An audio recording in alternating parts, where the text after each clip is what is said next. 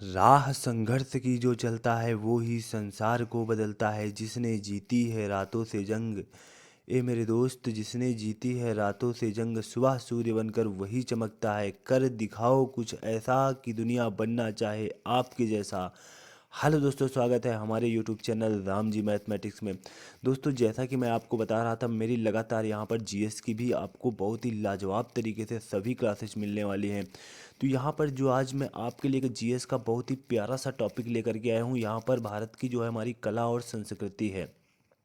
तो कला और संस्कृति में आज हमसे आप क्या पढ़ने वाले हो? भारतीय संस्कृति के प्रमुख उन्नायक।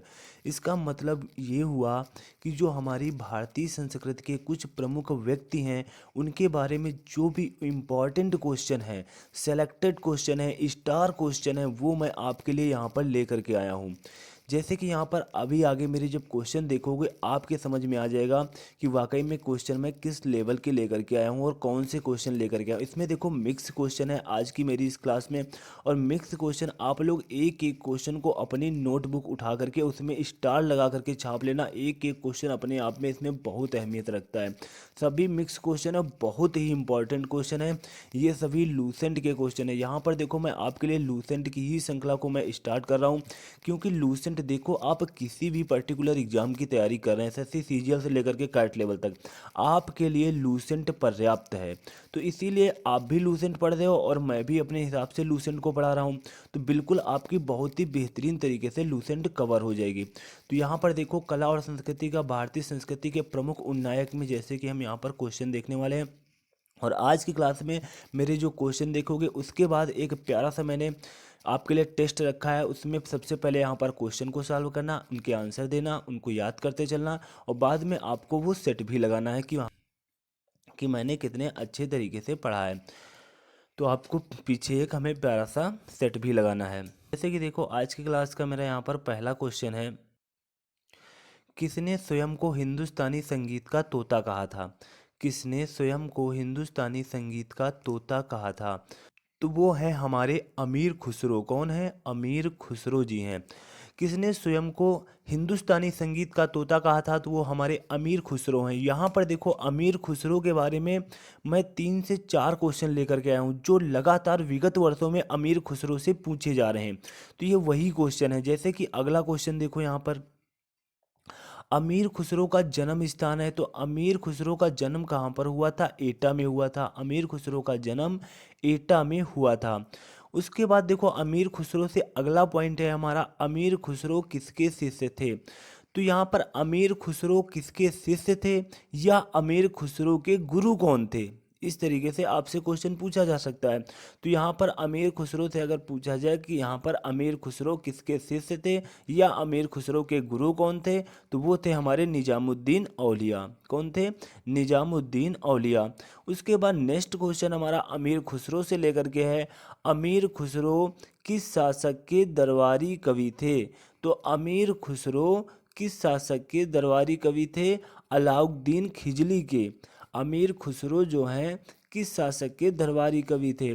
तो अमीर खुसरो हमारे अलाउद्दीन खिजली के दरबारी कवि थे। तो यहाँ पर अमीर खुसरो से मैंने 4 पॉइंट आपको लिखाए हैं। ये विगत वर्षों में अमीर खुसरो से लेकर के पूछे जा रहे हैं। तो यहाँ पर जैसे कि मैंने ऊपर लिख रखा है, भारतीय संस्कृति के प्रमुख उन्नायक, तो कुछ प्रमुख व्यक्तियों के बारे में प्रमुख बातें करेंगे। उनके स्टार क्वेश्चन को मैं यहाँ पर आज छाप करके लाया हूँ, और अपनी नोटबुक में एक एक क्वेश्चन को छाप लेना। बहुत ही सिलेक्टेड और स्टार क्वेश्चन है ये सभी। तो यहाँ पर देखो, मेरा नेक्स्ट क्वेश्चन जो है, अब यहाँ पर अमीर खुसरो का वास्तविक नाम देखो, यहाँ पर छूट गया था। ये भी बहुत इंपॉर्टेंट क्वेश्चन है। अमीर खुसरो का वास्तविक नाम क्या था? तो अमीर खुसरो का वास्तविक नाम था मोहम्मद हसन। अब देखो, याद करने का तरीका मैं आपको बता दूं, बिल्कुल रिलेट करके याद किया करो, रट्टा मत मारा करो। जैसे कि अमीर खुसरो, खुसरो में देखो आ रहा है खुश रहना, और मोहम्मद हसन, हसन में भी हंसने का मतलब भी होता है हंसना, खुश रहना। तो खुसरो और हसन बिल्कुल मैच कर रहे हैं। तो अमीर खुसरो का वास्तविक नाम क्या था? मोहम्मद हसन। नेक्स्ट पॉइंट हमारा देखो, महान हिंदू विधि निर्माता। बहुत बार पूछा जाने वाला क्वेश्चन, हर एग्जाम के लिए इंपॉर्टेंट क्वेश्चन है। महान हिंदू विधि निर्माता कौन थे? तो मनु थे।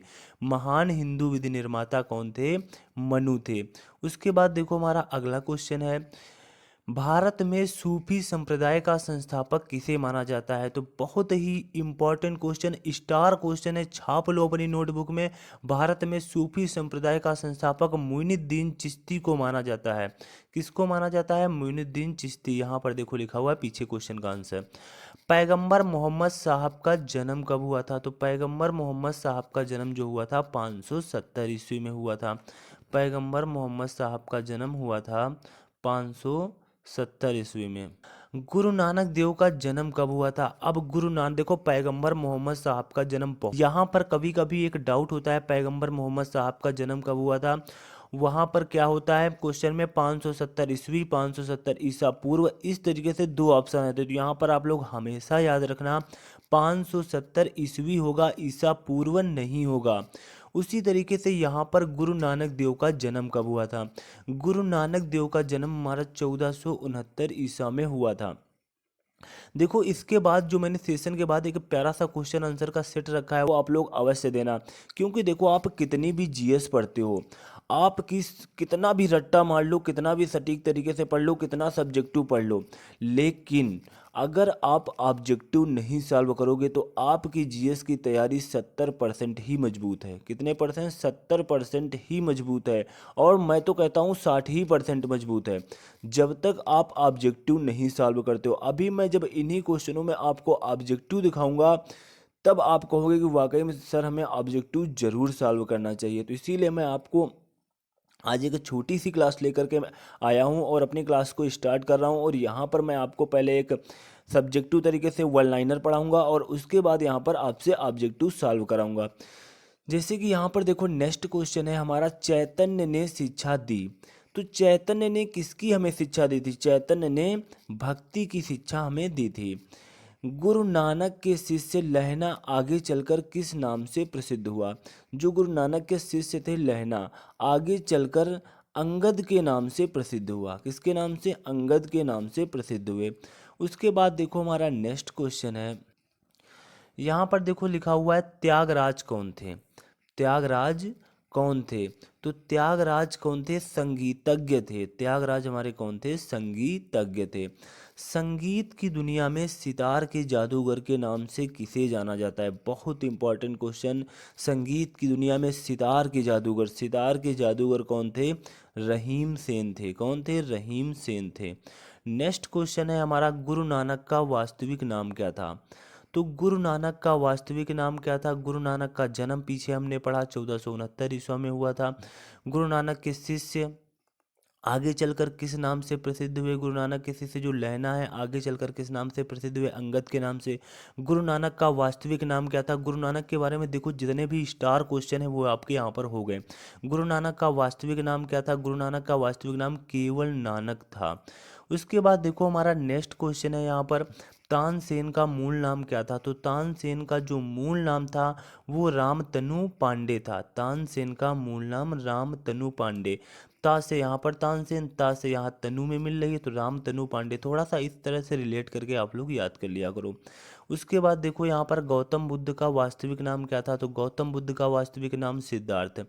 अब यहाँ पर देखो आप कहोगे सर यहाँ पर गौतम बुद्ध भी हमारे आगे, जैसा कि मैंने ऊपर ही अपनी हेडिंग में लिख रखा था, भारतीय संस्कृति के प्रमुख उन्नायक, जो हमारी संस्कृति के प्रमुख उन्नायक व्यक्ति हैं यहाँ पर, उनके बारे में मैं आज यहाँ पर बात कर रहा हूँ। उनके बारे में जितने भी स्टार क्वेश्चन हैं जो लगातार विगत वर्षों में बार बार रिपीट हो रहे हैं, तो वही क्वेश्चन मैं आपके लिए यहाँ पर लेकर के आया हूँ। एक एक क्वेश्चन को अपनी नोटबुक में छाप लेना, क्योंकि ये सीरीज अब मेरी कंटिन्यू चलने वाली है। गौतम बुद्ध का वास्तविक नाम क्या था? तो गौतम बुद्ध का वास्तविक नाम सिद्धार्थ था। उसके बाद यहाँ पर देखो नेक्स्ट क्वेश्चन है, स्वामी विवेकानंद का नाम क्या था? स्वामी विवेकानंद का वास्तविक नाम, बहुत इंपॉर्टेंट क्वेश्चन, लगातार पूछा जाने वाला क्वेश्चन। स्वामी विवेकानंद का वास्तविक नाम स्टार लगा करके छाप लेना। स्वामी विवेकानंद का वास्तविक नाम क्या था? नरेंद्र नाथ दत्त था। नरेंद्र नाथ दत्त था। नेक्स्ट क्वेश्चन है, कन्फ्यूशियस का वास्तविक चीनी नाम क्या था? कन्फ्यूशियस का वास्तविक चीनी नाम क्या था? कुंग फू था। कुंग फू था। बहुत ही इंपॉर्टेंट क्वेश्चन, कन्फ्यूशियस का वास्तविक चीनी नाम क्या था? कुंग फू था। उसके बाद देखो हमारा नेक्स्ट क्वेश्चन है यहाँ पर,